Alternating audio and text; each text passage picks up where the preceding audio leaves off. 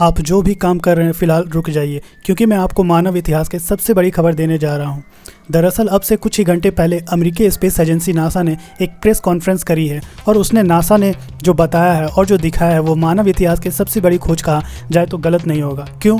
क्योंकि नासा को पहली बार पृथ्वी के बाहर जीवन मिल चुका है। जी हाँ, एंशिएंट लाइफ फॉर्म होने के सबूत मिल चुके हैं और अब मैं आपको वो सबूत भी दिखाऊंगा और आसान से आसान भाषा में बताऊंगा कि वो आखिर है क्या और किस प्रकार का जीवन हमें मंगल ग्रह पर मिला है। तो दोस्तों, इसकी शुरुआत हुई थी असल में 2020 में। उस दौरान अमेरिका ने अपना एक दूसरा रोवर परसेवरेंस भेजा था मंगल ग्रह पर। जैसा कि आप देख सकते हैं, यह रोवर कम एक चलती फिरती लेबोरेटरी ज़्यादा है। यह मंगल ग्रह से सैंपल लेता है और अपने अंदर मौजूद लेबोरेटरी में उसे टेस्ट करता है और उसके नतीजे वापस धरती पर भेजता है। इतना ही नहीं, इसकी इतनी कैपेसिटी है कि ज़मीन के अंदर ड्रिल कर सकता है, यानी कि जो पत्थर है, चट्टानें हैं, उनके अंदर खुदाई करके उनके अंदर के सैंपल ले सकता है। इतना ही नहीं, 2020 से ही ये अलग अलग सैंपल इकट्ठा कर रहा है मंगल ग्रह पर और फिर उन्हें इकट्ठा करके 2027 में वापस धरती पर लाया जाएगा। लेकिन हुआ यह है कि इसी बीच 2024 में नासा को एक अजीब प्रकार का पत्थर दिखाई दिया मंगल ग्रह पर। देखने में यह किसी भी प्रकार से नेचुरली यानी कि प्राकृतिक नहीं लग रहा था। आप स्क्रीन पर देखिए, यह वह पत्थर था। देखने में आपको सिंपल लगेगा, लेकिन इस पर ध्यान से देखिए, चीते के आकार के आपको धब्बे दिखाई देंगे। यह देखकर नासा को लगा कि इसमें कुछ हो सकता है। उन्होंने ऐसे ही इसका सैंपल लिया अपने इस रोवर के जरिए और उसे टेस्ट करने लगे। टेस्ट करने के बाद नासा को जो दिखा, उनकी आंखें चुंधिया आ गई। दरअसल इस रॉक फॉर्म के अंदर उन्हें ग्रेगाग्राइट, विवेनाइट और ऑर्गेनिक कार्बन मिला। जी हाँ, जीवन होने का इससे बड़ा सबूत नहीं हो सकता।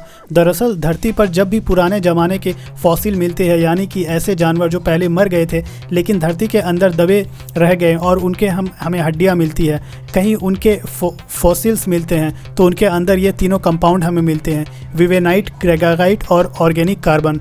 अब जो हमें मंगल पर सैंपल मिले हैं वो बहुत छोटे हैं। वो इसलिए क्योंकि वो बहुत मिलियन साल पहले के हैं, डायनासोर के युग के भी पहले के हैं। इसी वजह से वो काफ़ी छोटे और बहुत ही ज़्यादा सूक्ष्म थे। लेकिन नासा ने कहा 2024 में हमें जो ये सैंपल मिले थे, इसके नतीजे हमने ना सिर्फ अपने वैज्ञानिकों को दिए बल्कि दुनिया भर के वैज्ञानिक कम्युनिटी को दिए हैं और सब ने एक ही कंक्लूज़न दिया है कि ये पुराना जीवन के एक सबूत है। इसके अलावा इसकी कोई एक्सप्लेनेशन नहीं है। हमने यहाँ तक ये भी देखा कि कहीं कोई बाहरी उल्कापिंड तो नहीं है, उसने यह एक तरीके का कार्बन फॉर्मेशन बना दिया हो, लेकिन साफ दिखा है कि ये ऑर्गेनिक कार्बन है, मतलब प्राकृतिक जीवन का सबूत है। और इतना ही नहीं, लाने जा रहे हैं और धरती पर हम इनकी सबसे बड़ी एडवांस लैब के अंदर यहाँ पर टेस्टिंग करेंगे और उसके बाद हम फाइनल वर्डिक्ट दे देंगे कि ये जीवन के सबूत हैं। लेकिन फ़िलहाल 99% मान कर चलिए कि हमें मंगल ग्रह पर जीवन होने के सबूत मिल चुके हैं। एंशिएंट टाइम में मंगल ग्रह पर जीवन हुआ करता था, अब लगभग कंफर्म हो चुका है। और इतना ही नहीं, नासा ने कहा है कि आने वाले समय में इससे भी बड़े धमाकेदार खुशखबरी मिलना तय है।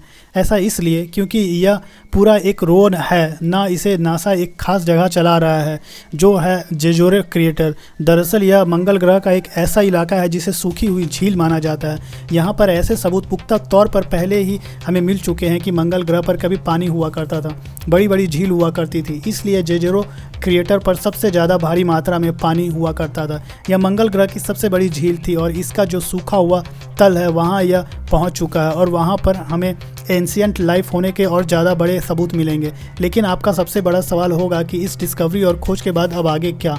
तो आगे ये कि अभी जो चांद को लेकर रेस चल रही थी सभी देशों में, अब वो मंगल को लेकर चलेगी और मंगल ग्रह पर जाने को लेकर भारत में, अमेरिका, रूस में, यहाँ तक कि चीन में, सबके बीच में होड़ लगने वाली है और कई देश वापस में कोलैबोरेट भी करेंगे जल्द से जल्द मंगल ग्रह पर पहुँचने को लेकर।